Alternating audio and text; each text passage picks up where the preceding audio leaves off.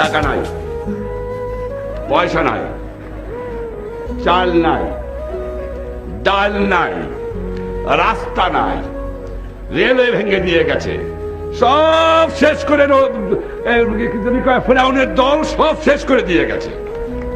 কিন্তু আছে আমার মানুষের একতা, আছে তাদের ঈমান, আছে তাদের শক্তি। এই মনুষ্য শক্তি নিয়েই এই বাংলাকে নতুন করে গড়ে তুলতে চাই। তাদের কাছে আমি চাই যে যেভাবে যদি আরো 2 মাস লাগতো কি 3 মাস লাগতো স্বাধীন হতে, তো তোমরা যুদ্ধ করতে না? যদি 1 বছর লাগতো যুদ্ধ করতে না? না খেয়ে কষ্ট করতে না? তোমরা শত্রু মোকাবেলা করতে না? গুলি খেয়ে মরতে না?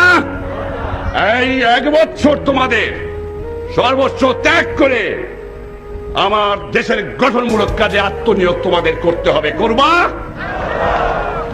রাস্তা তোমাদের নিজেদের করতে হবে, ব্রিজ তোমাদের নিজেদের করতে হবে, ফসল উৎপাদন তোমাদের করতে হবে, গ্রামে গ্রামে তোমাদের কাজ করতে হবে, শান্তি শৃঙ্খলা তোমাদের এরিয়াতে তোমাদের রাখতে হবে। করবা? আমি জানি তোমরা করবা।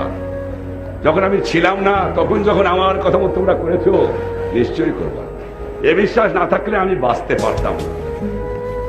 আর তোমরা যদি আমার সংগ্রাম না করতা, তাহলে বোধহয় আমি গণবাহিনী, মুজিব বাহিনী, আমার আওয়ামী লীগের কর্মীরা আর সমস্ত দল যারা আমাকে সমর্থন করেছেন, সেই সমস্ত দলের কর্মীরা যদি সমর্থন না করতেন, বোধহয় পশ্চিম পাকিস্তানের থেকে আমি আসতে পারতাম। আর একটা কথা বলতে চাই, বুট্টু সাহেব বড় নারাজ হয়ে গেছে।